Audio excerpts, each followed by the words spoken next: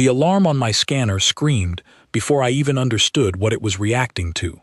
My name is Nora Pike, and I was floating inside a dead ship that should not have existed. 3 seconds earlier, everything had been silent. The kind of silence you only find in deep space, where sound cannot travel and even your own breathing feels like an intrusion. Then my handheld scanner spiked so hard the display cracked into static, and a low hum rolled through the hull under my boots, a hum that had no business coming from something that had been powerless for longer than anyone could measure. I was not supposed to be alone. My alien escort, a Threll researcher named Yeska, had drifted 3 chambers ahead of me, chasing a reading on the far wall. I called her name into my comm. Nothing came back but a thin crackle. I looked down at the metal beneath my gloves. It was scarred, pitted, ancient beyond anything the Coalition had ever catalogued. And yet, under the grime, I could see lines, straight lines, deliberate lines. Not the random scoring of debris impact, but patterns, cut with intention, the way a person writes something they want remembered. I had joined this expedition 3 weeks earlier, assigned as a junior xenolinguist to a joint survey team, studying what the Coalition called the Silent Ring, a graveyard of ancient vessels drifting at the edge of contested space. The alien scholars believed these ships belonged to some vanished precursor race, a civilization that had risen, built wonders, and vanished long before any of the current spacefaring species had even climbed out of their gravity wells. Humanity had only been part of the wider galactic community for a little over 2 centuries. We were the newest species at the table, still treated with a mixture of curiosity and quiet condescension by empires that had been trading star charts before our ancestors had learned to smelt iron. So when the Threll invited a human team to help study the Silent Ring, it felt like an honor, a chance to prove we belonged. I had spent the first 2 weeks documenting inscriptions the Coalition scholars had already translated 100 times, symbols they were certain belonged to a species long extinct. I did not expect to find anything they had missed. I was the newest scientist on the newest species in the room. But 3 days ago, while cleaning debris from a wall panel inside one of the smaller derelicts, my glove had brushed away a layer of ash-like residue, and beneath it, I saw something that made my chest go tight. Letters.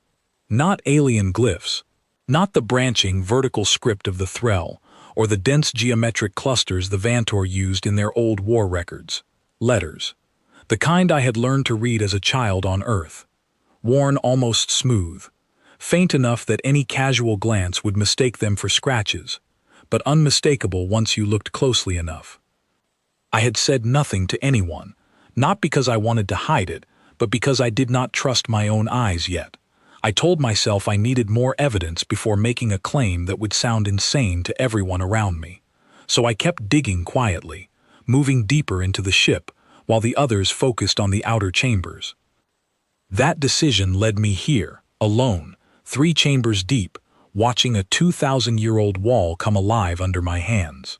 The hum grew louder.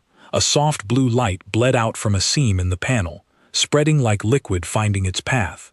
My scanner, still sputtering, managed to capture 1 clean reading before failing completely. A power signature, faint but real, waking from a sleep that should have ended in decay centuries ago. I pressed my hand against the panel without thinking. The metal was warm. A soft mechanical groan echoed through the ship, distant, like something enormous shifting in its sleep. I felt it in my boots before I heard it, a vibration traveling through the deck plating. I finally got my comm working again. Yeska's voice came through, tight with confusion. "Nora, are you seeing this? Systems across 3 levels just registered activity. This vessel has been inert for our entire survey. Nothing should be drawing power." "I'm seeing it," I said, my voice steadier than I felt. "I need you to come to my position now." She arrived within a minute, her 4 eyes wide with the particular alertness Thrells show when their instincts override their training. She looked at the glowing seam, then at me, then at the wall where the ash had been cleared away. "What is that?" she asked, pointing at the exposed letters. I hesitated only a moment. "It's writing," I said. "Human writing." Her head tilted, The universal alien gesture for confusion translated across species. That is not possible. This vessel predates your species' spaceflight by an era we cannot even calculate. Our oldest historical records do not reach this far back. I know, I said. That's what worries me. She reached out and touched the panel where the light was strongest. The moment her hand made contact, a section of the wall shifted, sliding inward with a smoothness that felt wrong for something so old. Behind it sat a small recessed plate, untouched by time in a way nothing else on this ship was, as if it had been sealed away, protected, waiting. I leaned closer, my scanner recording everything now that it had recovered. On the plate, faint but legible under ultraviolet light, was a string of characters, a date, not in any calendar system the Coalition used. A calendar system from Earth, from a time period so early in human history that our species had not yet built cities that survived into the modern record. Yeska read the numbers off my scanner display, her translator struggling to convert them into something that made sense to her. This predates your civilization's earliest recorded settlements, she said slowly. By centuries. That's impossible, I said, even though I was staring right at it. I agree, she said, and yet here it is. Neither of us spoke for a long moment. The hum inside the ship had settled into something rhythmic, almost like breathing, a low pulse that matched no engine cycle either of us recognized. I thought about all the ships stretched out across the silent ring, thousands of them, drifting in slow orbits around a dim star that gave them no warmth. I thought about how the Coalition scholars had always assumed this fleet belonged to a vanished species, one that had risen and fallen long before any of the current empires existed. Nobody had ever considered the possibility that the builders were still around, still walking, still breathing air on a small blue planet that everyone in this room currently called home. Still human. We need to report this, Yeska said, her voice quieter now, almost cautious. Immediately. I nodded, but something in me hesitated. A part of my mind, small and quiet, whispered that maybe this was not a discovery meant to be shared so quickly. That maybe there was a reason no human official had ever mentioned anything like this during briefings, during history lessons, during the countless conversations where humanity's short spacefaring history was treated as an established, unquestioned fact. But I pushed the thought aside. I was a scientist.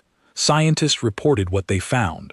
We made our way back toward the outer hull where the rest of the survey team was stationed, moving quickly through corridors that seemed to brighten faintly as we passed, as if the ship itself were slowly waking to greet us.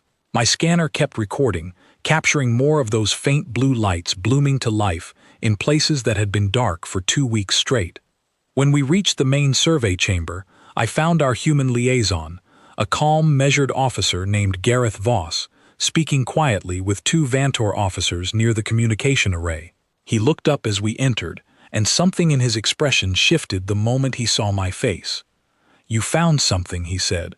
It was not a question. I held up my scanner, showing him the recorded images of the letters, the date, the panel that had opened on its own. I watched his eyes move across the screen, watched the practiced calm on his face hold steady even as his knuckles tightened slightly around the edge of the console beside him. "This ship is active," I said, "and there is human writing inside it, older than anything in our recorded history." The 2 Vantor officers exchanged a glance, their heavy jaws working in a way that suggested restrained alarm. Vantor did not startle easily. Seeing them startled at all told me more than any instrument reading could. Gareth Voss studied the screen a moment longer, then looked up at me with an expression I could not quite place. Not shock, not disbelief.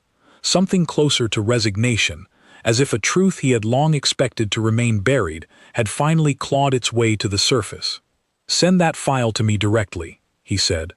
"Do not upload it to the shared Coalition archive yet." "Why not?" I asked. "This is exactly the kind of discovery we're supposed to report immediately." "Because," he said, lowering his voice so only I could hear, "some discoveries need to be understood before they're shared. And Nora, I don't think you understand what you just found. Not yet." Behind him, through the observation window, I could see the derelict field stretching into the dark, thousands of silent shapes drifting in slow, ancient orbits. Except they were not entirely silent anymore.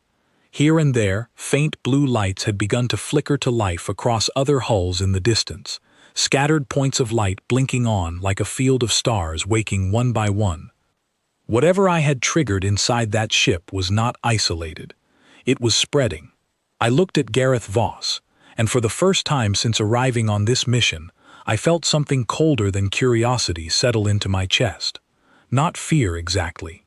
Something closer to the feeling of standing at the edge of a much larger story, one that had been running quietly in the background of human history since long before I was born, and realizing that I had just stepped, without meaning to, directly into its center. "What are they?" I asked quietly. "The ships, what are they really?" He did not answer right away. He looked past me, out toward the field of slowly waking lights, and when he finally spoke, his voice carried a weight I had not heard from him before. "They're older than civilization," he said. "Everyone here believed they were lost, abandoned, forgotten by whoever built them." He turned back to me, and the resignation in his eyes had hardened into something else, something that looked almost like grief, mixed with pride. "They were never lost," he said. "We hid them." The words hit me harder than the ship's tremors had. "That's not possible," I said. "Humanity has only had spaceflight for 2 centuries. Our entire history is documented. Every war, every discovery, every failure. There's no room in that record for something like this." Gareth Voss did not answer immediately. He turned toward the observation window, watching the distant field of derelicts where more lights continued to flicker awake, scattered points, spreading slowly across the dark like a fever finding new ground. "There's no room in the record you were taught," he finally said. "That's a different thing entirely." Before I could push further, the chamber around us filled with movement. Vantor officers began relaying alerts through the coalition network, their heavy voices clipped and urgent. Yeska stood beside me, her 4 eyes darting between the readouts, her earlier scientific curiosity now edged with something closer to alarm. "Multiple vessels across the ring are drawing power," one of the Vantor officers announced. 17 confirmed so far. The number is increasing. A Threll scholar named Doran, an older researcher who had led the survey long before I joined it, moved quickly toward the command console, his voice tight with disbelief. "This field has been dormant since before any of our recorded histories began. Nothing should be capable of activation after this long." "And yet it's happening," Yeska said quietly. I looked at Gareth Voss, waiting for him to say something else, to explain, to give some context that would make the growing unease in my chest settle. Instead, he simply pulled a small secure device from his jacket and pressed it against the console, initiating what looked like an encrypted transmission back toward human command. He did it calmly, the way someone follows a procedure they have rehearsed many times before, even if they hoped they would never need to use it. "Who are you talking to?" I asked. "Someone who needs to know exactly what you found," he said, "before this goes any further." The transmission connected faster than I expected, faster than any standard relay should have allowed across this distance. A voice came through, calm, unfamiliar, carrying the particular cadence of someone used to speaking with authority. "Confirm identity," the voice said. "Voss, Gareth, liaison designation 731, he replied. "We have a situation at the Silent Ring. Direct visual confirmation of ancient human markings inside an active vessel. Ring-wide activation is spreading." There was a pause on the line, a pause that stretched long enough for me to notice the way Yeska's eyes tracked the exchange, clearly aware that something significant was happening, even if she could not follow the details. "Bring the researcher who found it into a secure channel," the voice said, immediately. Gareth Voss looked at me, then gestured toward a small side chamber connected to the main survey room, one used for private briefings during sensitive negotiations with coalition members. I followed him inside, my pulse quickening with every step. The moment the door sealed behind us, The ambient noise of the outer chamber faded into silence. He activated a private display, and the same voice from the transmission continued, now directed entirely at me. "Nora Pike," the voice said, "you have stumbled into something that very few people outside of specific clearance levels know exists. I need you to listen carefully, and I need you to understand that what I'm about to tell you cannot leave this room until we determine how to manage the situation." "I'm listening," I said, my voice steadier than I expected. "The vessels in the silent ring were built by humanity," the voice continued, "long before recorded history began, long before any city we teach children about in school ever existed. They were built, used, and then deliberately hidden." "Why would anyone hide something like this?" I asked. "Why would we erase our own history?" "Because history, in the wrong era, can be a weapon used against you," the voice said. "When our ancestors first reached the stars, they discovered a galaxy far older and far less forgiving than anything they expected. Civilizations that rise too early, without allies, without protection, without the strength to defend what they've built, do not survive contact with what's already out there." I thought about the coalition species I had spent the last 2 weeks working alongside. The Threll, patient and analytical. The Vantor, disciplined and battle-hardened. Both belonged to empires that had existed for thousands of years before humanity had even developed writing. "So what did they do?" I asked. "They made a choice," the voice said. "A hard one. They hid the fleet. They hid the technology. They allowed humanity to forget, deliberately, so that our species could grow slowly, quietly, without drawing the attention of things that would have ended us before we ever had a chance to stand on our own. That's not possible to hide," I said. "Not something this large, not for this long." "It required generations of careful management," the voice said. "Small groups, passed knowledge down through select bloodlines and organizations, guiding human civilization from the shadows, just enough to prevent early contact from destroying us, while allowing the rest of humanity to develop naturally, without ever knowing the full truth." Gareth Voss finally spoke, his voice quieter now, carrying the weight of someone who had clearly known part of this for a long time. "I've only known the surface of it myself," he said, "enough to recognize the signs if they ever surfaced. I never expected to see it happen during my own posting." I felt the room tilt slightly, though nothing physical had moved. Everything I had learned about my own species, every history lesson, every assumption about how young and inexperienced humanity was, compared to the coalition around us, suddenly felt like a carefully constructed stage set, built to hide something far larger, standing just behind the curtain. "Why is it waking up now?" I asked. "What did I do?" There was a pause before the voice answered. "The vessels were designed with dormancy protocols, tied to specific triggers, environmental conditions, genetic markers, certain frequencies that only a very particular kind of contact could produce." "I didn't do anything unusual," I said. "I just touched the wall." "You touched it with bare skin, didn't you?" the voice asked. I hesitated. "Yes." "The systems are designed to recognize direct genetic contact from descendants of the original builders," the voice said. "It's not a malfunction, Nora. It's recognition." The weight of that statement settled over me slowly, sinking deeper the longer I sat with it. The ship had not activated randomly. It had responded to me specifically, to something encoded in my own biology, something connecting me directly to whoever had built this fleet long before recorded history began. "There's something else you need to understand," the voice continued. "Once activation begins, it does not stop easily. The fleet is not simply waking up randomly, it is preparing." "Preparing for what?" I asked. "That," the voice said, "depends entirely on what triggered the activation in the first place.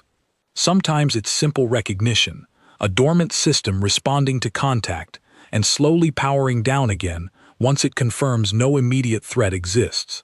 Other times, the trigger indicates something more serious, a threat detected nearby, a signal from beyond the field that the fleet's original programming was designed to respond to." Gareth Voss straightened at that, his expression sharpening into something more alert. Are you saying there's a possibility this activation isn't just a reaction to contact? I'm saying we don't know yet, the voice replied. And until we do, I need both of you to stay exactly where you are, gather every reading you can, and avoid alarming the Coalition scientists any further than necessary. We are already coordinating with Human Command to determine the appropriate response. The Threll and Vantor already suspect something is deeply wrong. Yeska's voice cut in through the open comm channel outside the private chamber, having clearly been listening at the edge of the doorway, despite the supposed privacy of our conversation. You cannot expect us to remain silent while an entire ancient fleet reactivates around us. There was a long pause on the other end of the transmission. Bring her in, the voice finally said. If she already knows this much, it's better she hears the rest directly rather than piecing together fragments on her own. Gareth Voss opened the chamber door, and Yeska stepped inside, her 4 eyes moving quickly between the display and my face, searching for confirmation of what she had already guessed. It's true, isn't it? She said. Your species built this fleet. It looks that way, I said quietly. She was silent for a moment, processing the implications with the same careful analytical patience she applied to every discovery during our survey. This changes everything the Coalition believes about your species, she finally said. Every assessment, every alliance calculation, every assumption about your military capability and technological ceiling. I know, I said. The Vantor will not react calmly to this, she added. They have built decades of strategic planning around the assumption that humanity is the youngest, weakest member of the Coalition. If they learn that assumption was deliberately constructed to hide something far larger, they will not simply accept it without suspicion. Gareth Voss exhaled slowly. Then we need to manage the disclosure carefully, he said, before panic sets in on either side. The voice on the transmission spoke again, calm but firm. Human Command is already preparing a formal briefing for Coalition leadership. In the meantime, I need accurate readings from the ship you're currently inside. If the activation is defensive in nature, we need to know what triggered it, and we need to know before whatever the fleet is responding to arrives here first. I felt a chill move through me that had nothing to do with the temperature of the ship. You think something might be coming, I said. I think, the voice said carefully, that a fleet built to remain hidden for this long does not wake up without a reason. And I would rather we understand that reason before we're forced to react to it. Outside the small chamber, through the observation window of the main survey room, more lights had continued to bloom across the derelict field, spreading further than before. What had started as a scattering of faint blue signals now stretched across dozens of vessels, forming patterns that looked less like random activation and more like something coordinated, something deliberate, something waking up together, with purpose. I stared out at the growing constellation of light, feeling the full weight of what I had stumbled into settle over me like a second gravity. The fleet was not simply reacting to my touch anymore. It was beginning to move with intention, and none of us, human or Coalition alike, fully understood yet what that intention might be. We need more data, Gareth Voss said, breaking the silence. Nora, you're the only one who's had direct contact with the activation panel. We need you to go back inside. I turned to look at him, my heart still hammering from everything I had just learned. Back inside the ship? I asked. Yes, he said. Whatever recognized you the first time may respond again, and right now, that might be the only way we learn what's really happening before it's too late to prepare for it. I looked past him, out at the field of ancient ships, slowly waking from a sleep older than recorded civilization, and felt the quiet certainty that whatever happened next would not simply be a discovery anymore. It would be a beginning. The corridor felt different the second time I walked through it. The first time, it had been dark and silent, a tomb drifting through space, waiting patiently for someone to disturb its sleep. Now the walls pulsed faintly with blue light, warm to the touch, humming with a rhythm that reminded me uncomfortably of a heartbeat. Every step I took echoed differently than before, as if the ship itself were listening. Yeska walked beside me, her scanner recording everything, though her earlier scientific curiosity had shifted into something more careful, more alert. Gareth Voss followed a few steps behind, maintaining contact with human command through a secure channel, relaying updates as we moved deeper into the vessel. "How are you feeling?" Yeska asked quietly. "Like I'm walking into something that already knows my name," I said. She did not respond to that, though her eyes lingered on me a moment longer than necessary. We reached the chamber where the activation had first begun. The panel I had touched earlier was fully open now, revealing a deeper recess behind it, one that had not been visible before. Inside, resting in a cradle of dark material, sat a small device unlike anything I had seen during our survey. Smooth, seamless, humming with the same rhythmic pulse as the walls around it. "That wasn't there before," I said. "It was there," Gareth Voss said quietly. "It was simply sealed until the ship confirmed your presence." I stepped closer, my hand hovering near the device without quite touching it. "What is it?" "I don't know," he admitted, "but given the pattern of everything else we've seen, I suspect it's meant to communicate with you directly." I hesitated only a moment before placing my hand against the smooth surface. The response was immediate. Light bloomed outward from the device, forming a soft projection in the air above it, resolving slowly into the shape of a figure. Not solid, not physical, a construct of light and sound, designed to represent something that had been waiting a very long time to speak. The figure had no distinct face, no gender, no features beyond a vaguely humanoid outline, glowing gently in the dim chamber. "Acknowledgement received," the figure said, its voice calm and measured, carrying none of the cold mechanical tone I expected from something so ancient. "Genetic confirmation complete. Welcome, descendant." Yeska stiffened beside me, her scanner recording every word. "It's an artificial intelligence," she said quietly, "preserved across all this time. I am Alden," the figure said, apparently capable of hearing her, despite the fact that she had not addressed it directly. "Custodian of this vessel, and caretaker of the fleet's dormancy protocols. I have waited a considerable duration for this moment." "How long exactly?" I asked. "By your current calendar system," Alden said, "approximately 11,000 years." The number landed heavily in the silence that followed. 11,000 years. Long before any city on Earth had risen from mud and stone into something recognizable as civilization. Long before written language, before agriculture had spread across entire continents, before humanity had even begun to leave the small scattered communities that would eventually grow into everything we now called history. "That's not possible," I said quietly, even though the evidence surrounded me on every side. "Nothing in our history reaches back that far, not even our oldest myths. Your history, as it is currently taught, was deliberately shaped to end shortly after the fleet's concealment began," Alden said. "This was not an accident. It was a necessary act of protection." "Protection from what?" Yeska asked, her scientific curiosity overriding her earlier caution. Alden's glowing form shifted slightly, as if considering how much to reveal. "From the galaxy your species eventually found itself within," it finally said. "A galaxy far older, far more populated, and far less forgiving than the version currently understood by the coalition you now serve alongside." Gareth Voss stepped closer, his expression tense but focused. "Give us the full context," he said.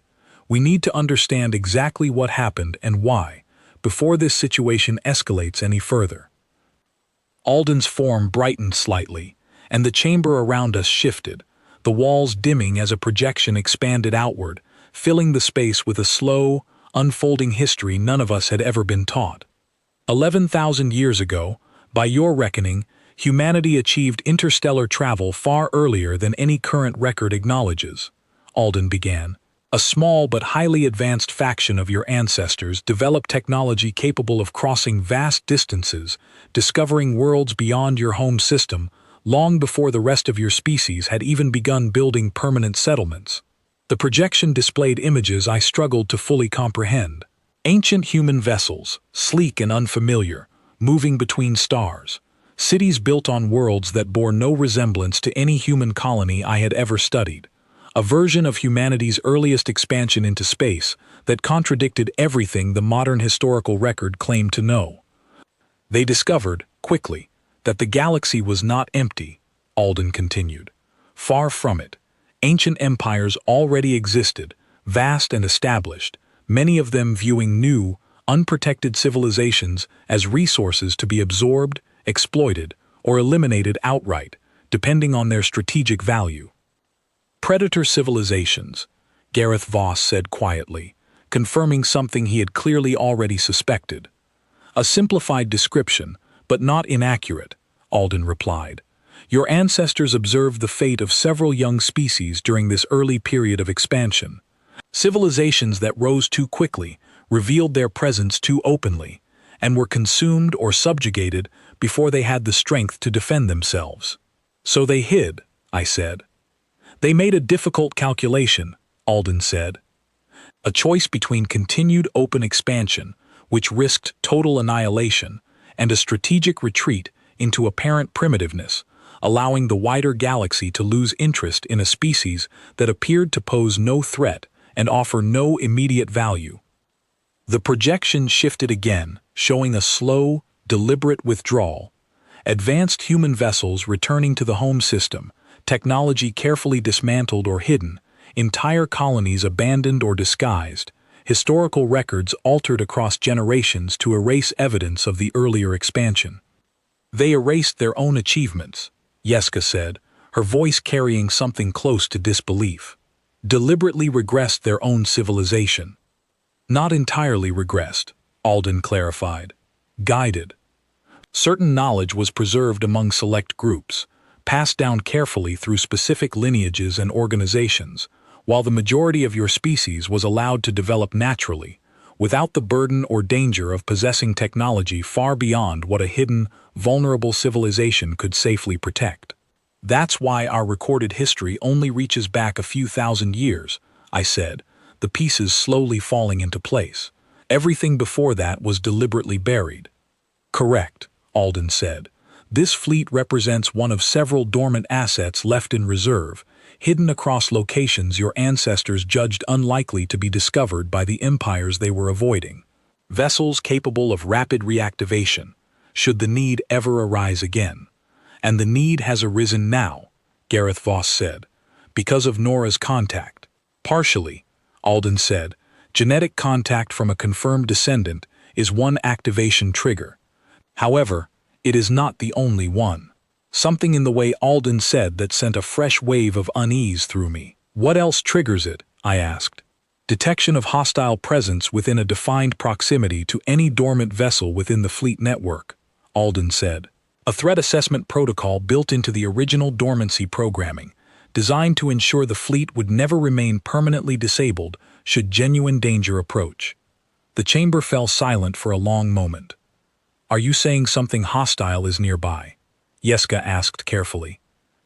I am saying, Alden replied, that your contact alone would typically result in a limited, localized activation, confined largely to this vessel, while the wider fleet remained dormant, awaiting further confirmation. The scale of activation currently occurring across the silent ring exceeds that expected response. Meaning what, exactly? Gareth Voss pressed. Meaning the fleet is not simply responding to Nora's presence, Alden said.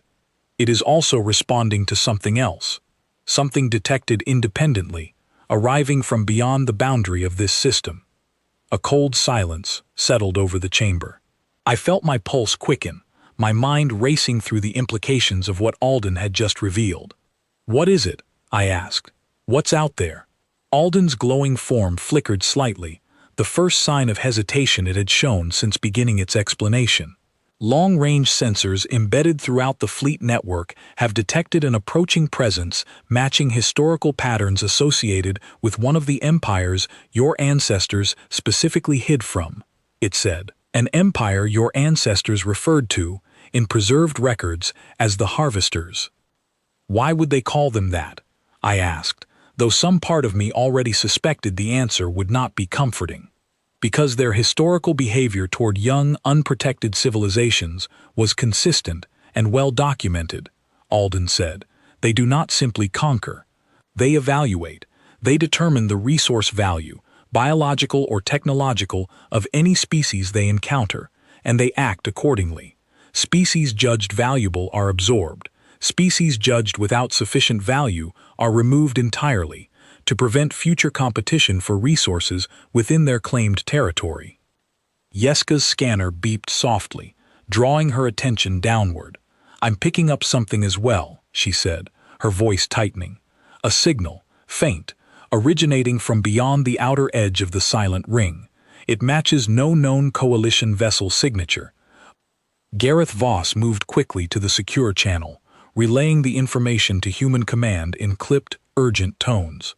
I could hear the tension building in his voice as he spoke, though he kept his composure with the discipline of someone trained for exactly this kind of moment. "How long until whatever is approaching arrives?" I asked Alden. "Based on current trajectory and speed," Alden said, "approximately 6 hours." 6 hours. The number settled over me like a physical weight.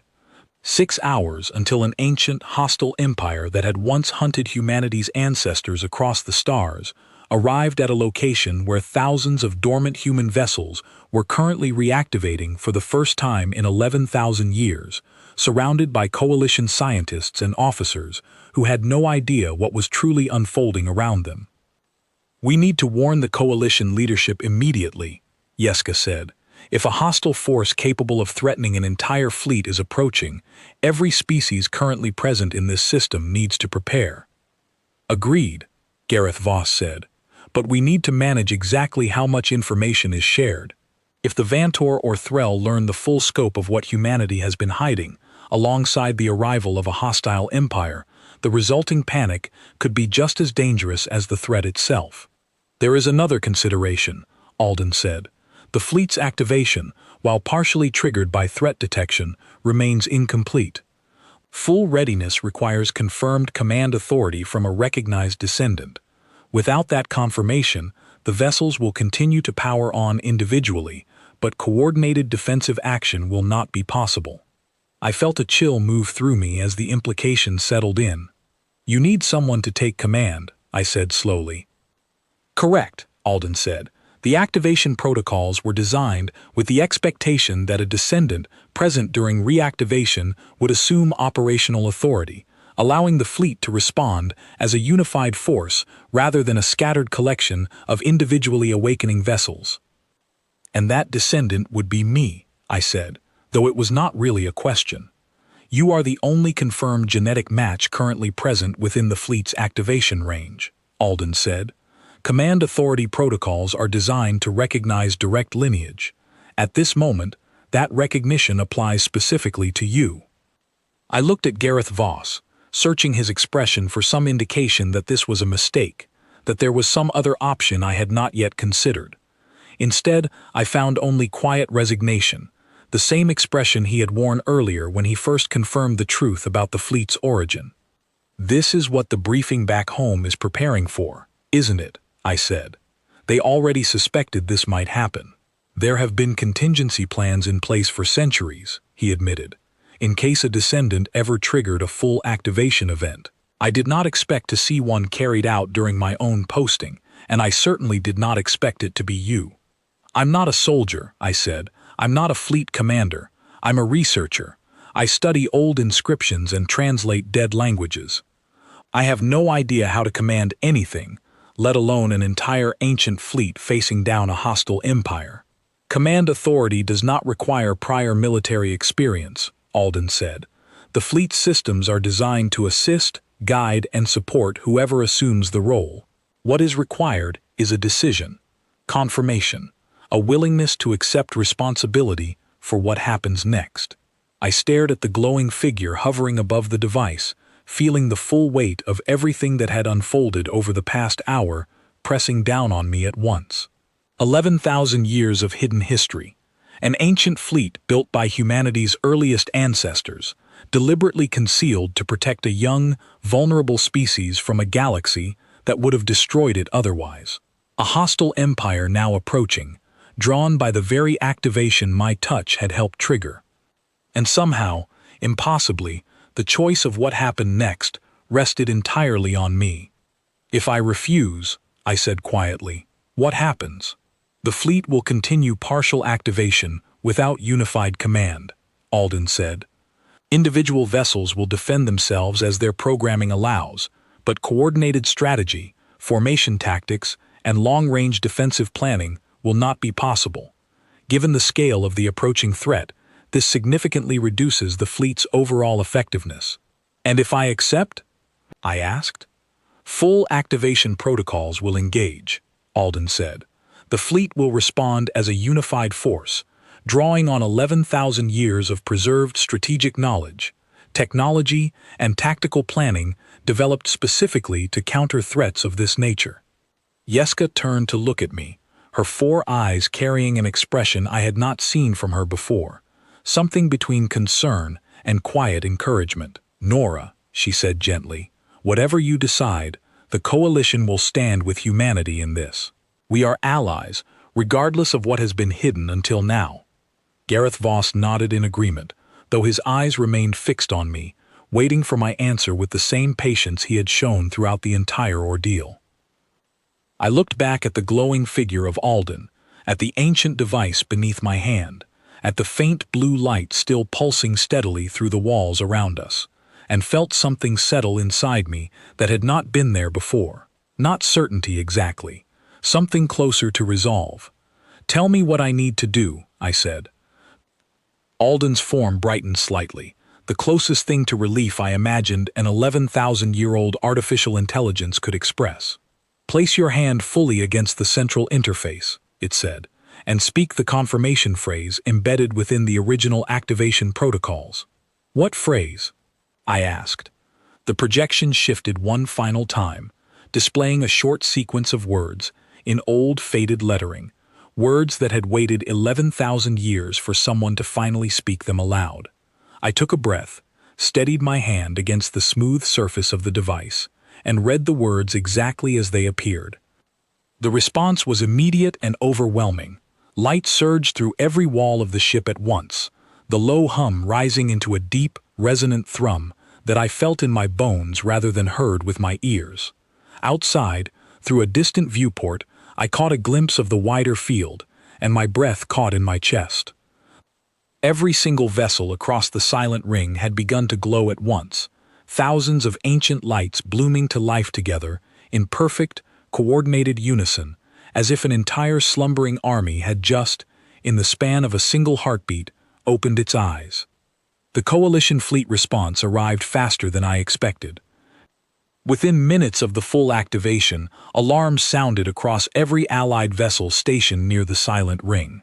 Vantor warships shifted into defensive formations, their weapon systems coming online with practice speed, while Threll science vessels scrambled to reroute their sensors toward the sudden explosion of energy signatures now blanketing the entire debris field. I stood in the central chamber of the vessel I now apparently commanded, watching through the observation display as thousands of ancient human ships began drifting into new positions, their movements slow at first, then increasingly precise, as if long-dormant instincts were remembering exactly how to move together. "This is Vantor Command," a harsh voice crackled through the open channel, translated instantly by the Coalition's shared communication systems.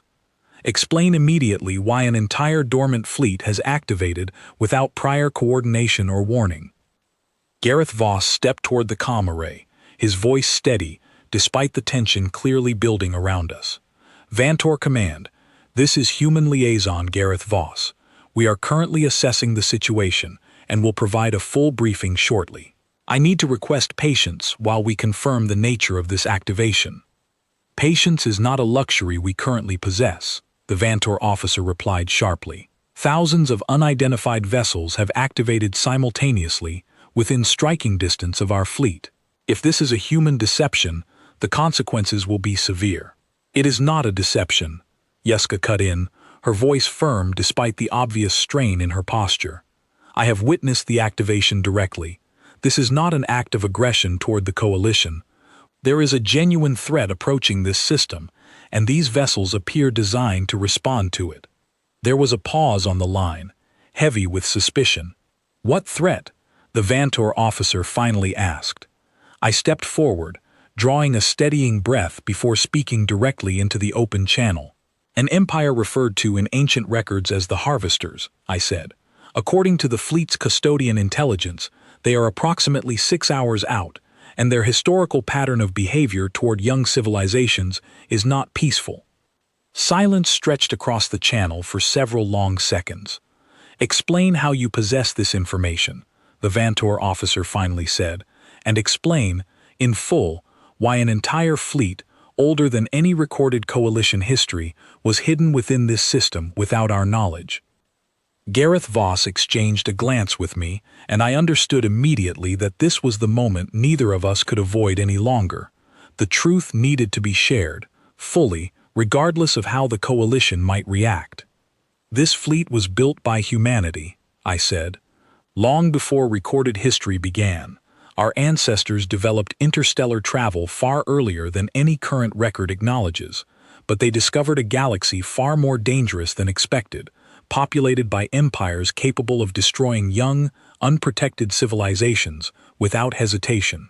To survive, they made the difficult choice to hide their achievements, conceal their technology, and allow the rest of humanity to develop slowly, quietly, without drawing attention from threats we could not yet defend against. The silence that followed felt heavier than anything I had experienced since the mission began. You are saying humanity has deliberately deceived the coalition regarding its true level of technological advancement, the Vantor officer finally said, his voice carrying a dangerous edge. We are saying humanity's ancestors made a survival decision 11,000 years ago, I replied. Long before the coalition existed in its current form, this was never an act of deception against your species specifically. It was a choice made to ensure humanity would survive long enough to eventually stand among you as an equal, rather than being erased before we ever had the chance. Another pause, shorter this time. And now this hidden fleet has awakened, drawing the attention of an empire capable of threatening this entire system, the officer said. Yes, Gareth Voss said.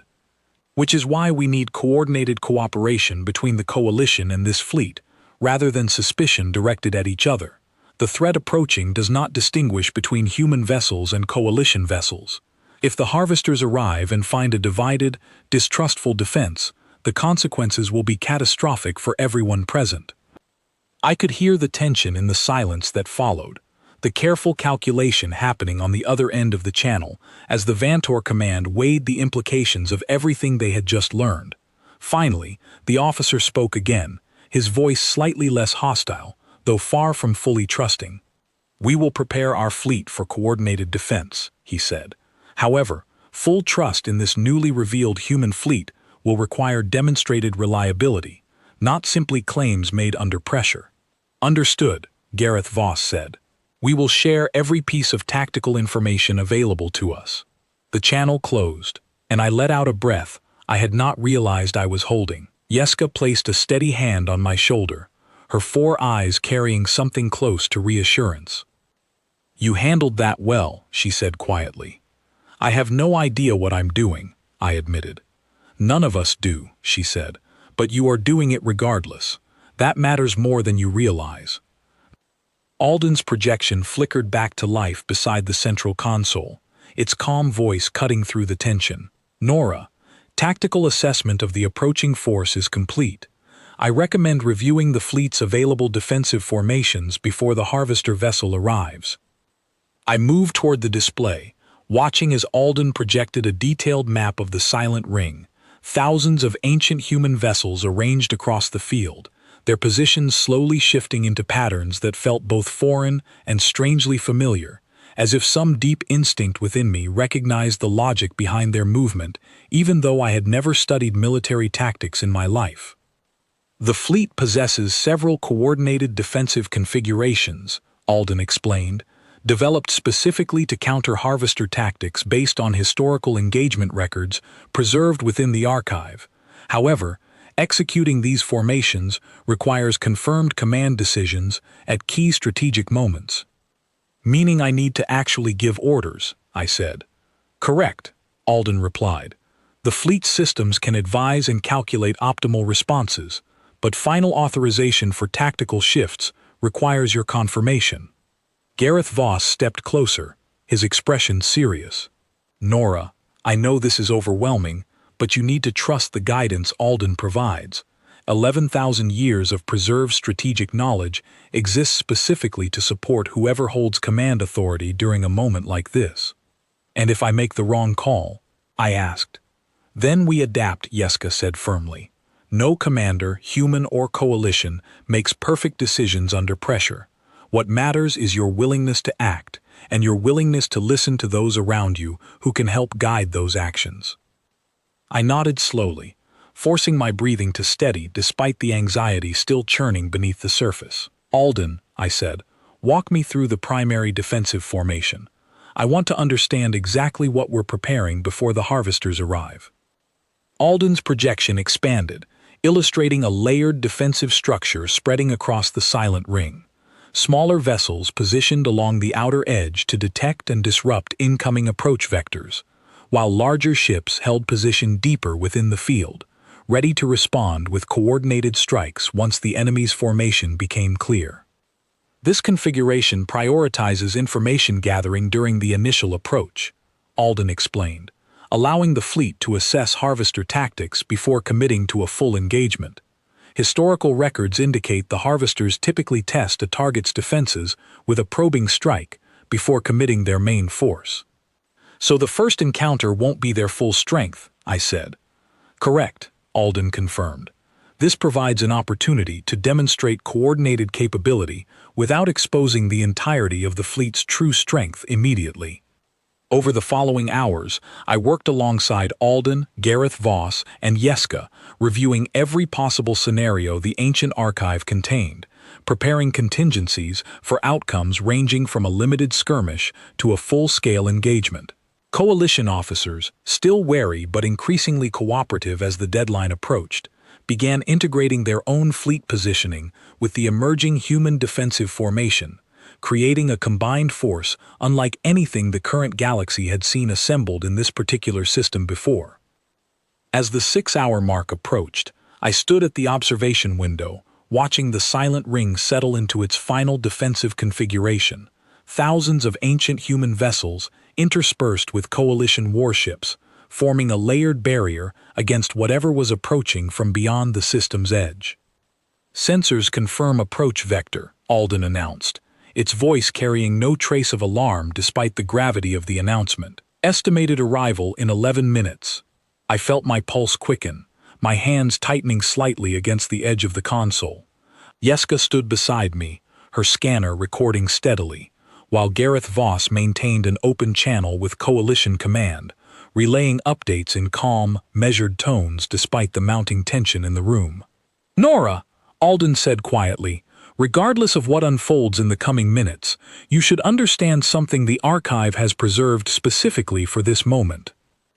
What is it? I asked, my eyes still fixed on the distant edge of the system where the first faint signature of an approaching vessel had begun to register on the display. Your ancestors did not build this fleet, expecting it to remain hidden forever, Alden said.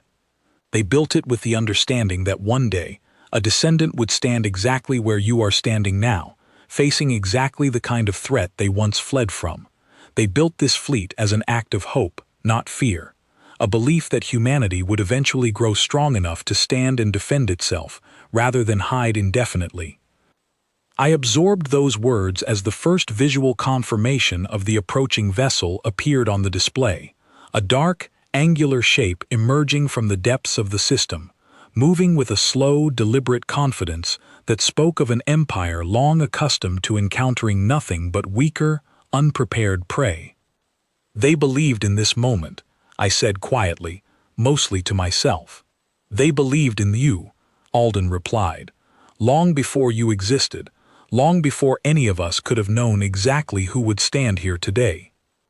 I straightened, drawing a steady breath as the approaching vessel grew larger on the display, its intentions becoming clearer with every passing second. "Alden," I said, my voice steadier now than it had been at any point since this entire ordeal began. "Initiate the primary defensive formation. Let's show them exactly what humanity chose to protect." The fleet responded instantly, thousands of ancient vessels shifting into position with a coordinated precision that sent a shiver down my spine.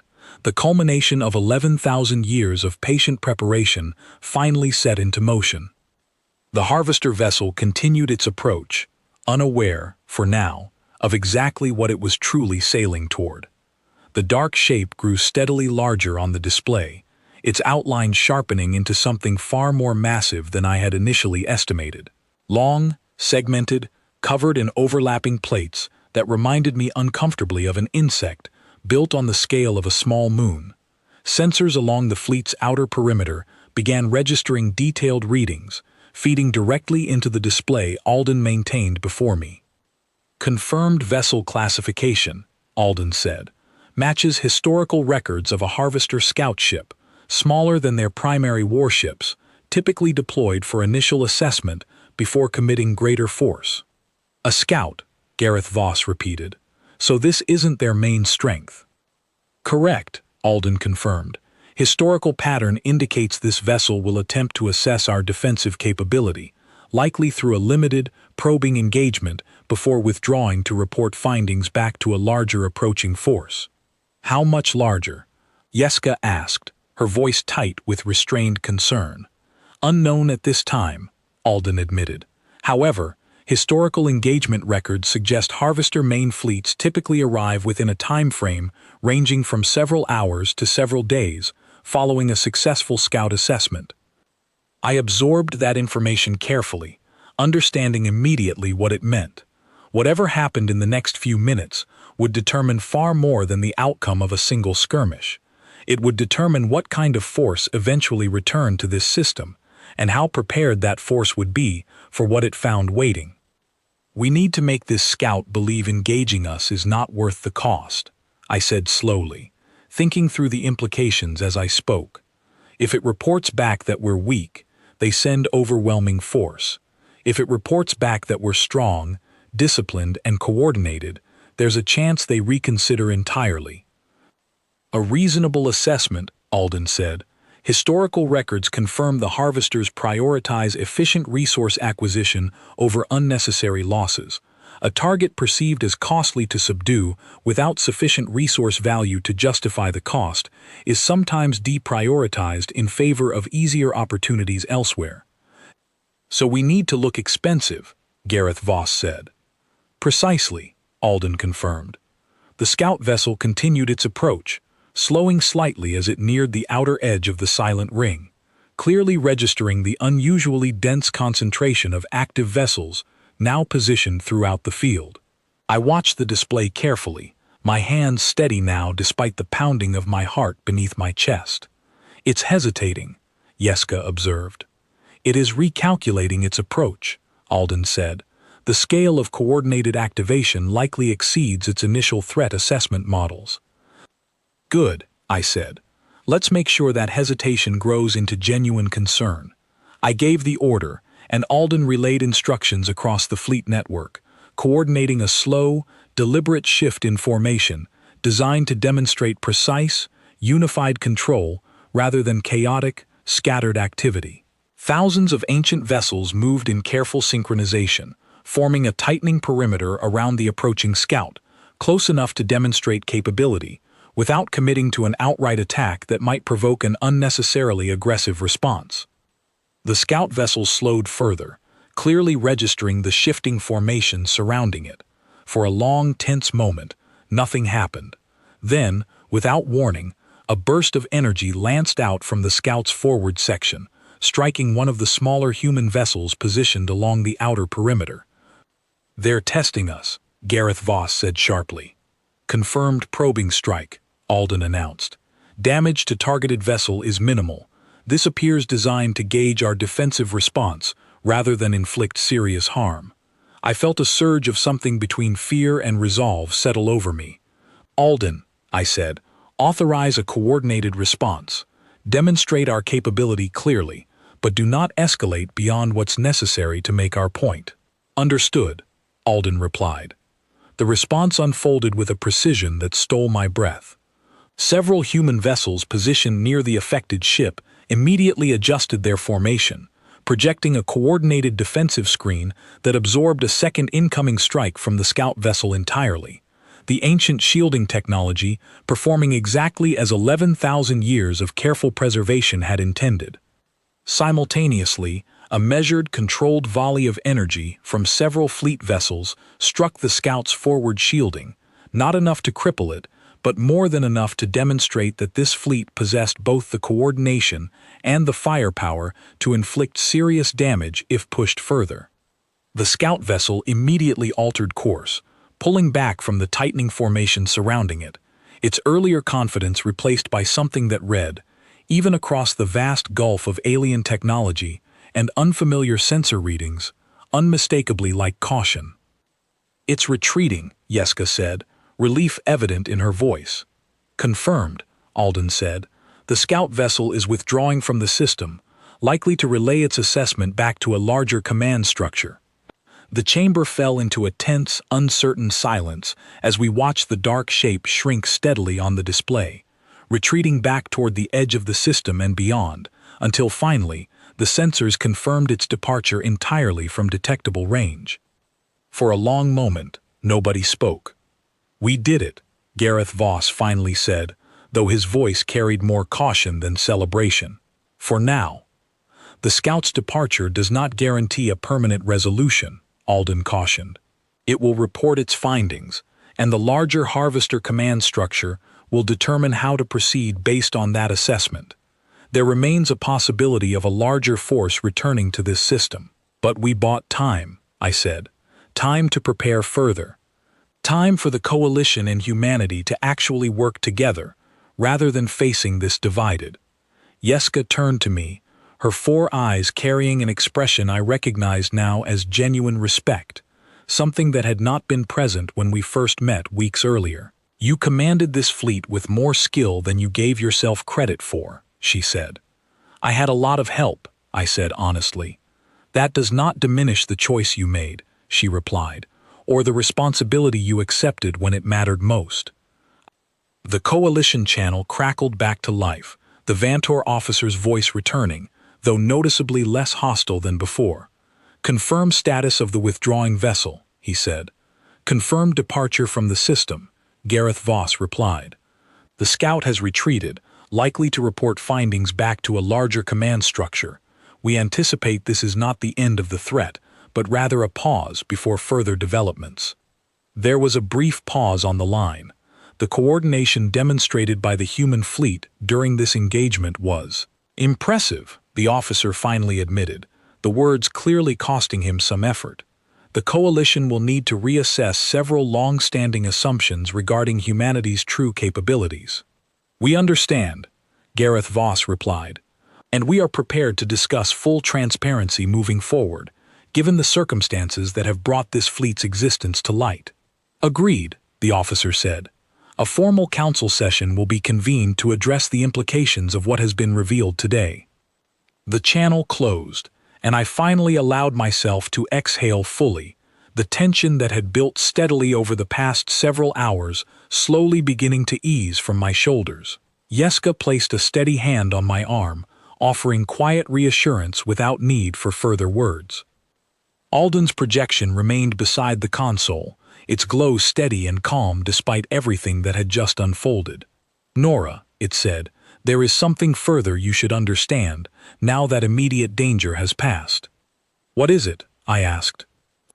"The activation you triggered was not limited solely to this fleet," Alden said.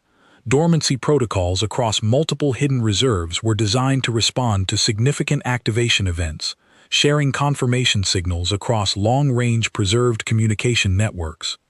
A chill moved through me at the implication. "You're saying there are other fleets," I said slowly. "Other than this one?" "Correct," Alden confirmed. "This vessel represents only one of several reserves your ancestors established, across different locations, each hidden with the same careful precision applied to this one." The activation event you triggered has likely sent confirmation signals to those additional locations as well. Meaning what, exactly? Gareth Voss asked, his earlier calm giving way to renewed alertness. Meaning, Alden said, that similar activations may soon begin occurring elsewhere, wherever those additional reserves remain hidden, awaiting recognition from descendants who may not yet understand what they are about to discover. I stood in silence, absorbing the full weight of what that meant. This was not simply an isolated event, confined to one forgotten corner of space. It was the beginning of something far larger, a slow unveiling of a history humanity had carefully hidden from itself for 11,000 years, now finally beginning to surface across the wider galaxy. How many more fleets are there? I asked quietly. That information remains classified even within this vessel's archive, Alden said. Access to the complete network map requires confirmation from a designated central authority, one your species has maintained quietly across the centuries, waiting for exactly this kind of moment. Gareth Voss's expression shifted, something between resignation and quiet determination settling over his features. Then it seems, he said, we have a great deal more to discuss with human command than we initially anticipated. I looked out through the observation window, at the vast field of ancient human vessels now standing in careful formation alongside coalition warships, a silent testament to 11,000 years of patient preparation finally brought into the light. Somewhere out there, across the wider galaxy, other hidden fleets waited in similar silence, each one ready to answer the same call I had unknowingly triggered. Humanity had never truly been the youngest, weakest species among the stars. We had simply chosen, long ago, to appear that way, patiently building toward a moment none of us alive today had ever expected to witness. And now that moment had finally arrived, carrying with it both the weight of an ancient legacy and the uncertain shape of everything still waiting to be uncovered. Alden, I said quietly, when the Coalition Council convenes, I want full transparency, no more hiding. If humanity is going to stand among the stars as something more than we ever let anyone believe, it needs to happen honestly, starting now. Understood, Alden replied. I will prepare the necessary records for disclosure. Jeska stood beside me, her earlier caution now replaced by something steadier, more certain. Whatever comes next, she said, the Coalition will not face it without you, not after today. I nodded, watching the distant lights of the fleet settle into a quiet, patient readiness, thousands of ancient ships standing guard once more, no longer hidden, no longer forgotten, finally awake and ready to stand openly beside the descendants who had unknowingly carried their legacy all along. Somewhere out there, across the vast unseen reaches of the galaxy, other fleets were beginning to stir, and I understood, with quiet certainty, that this was only the very beginning of a much larger story about to unfold.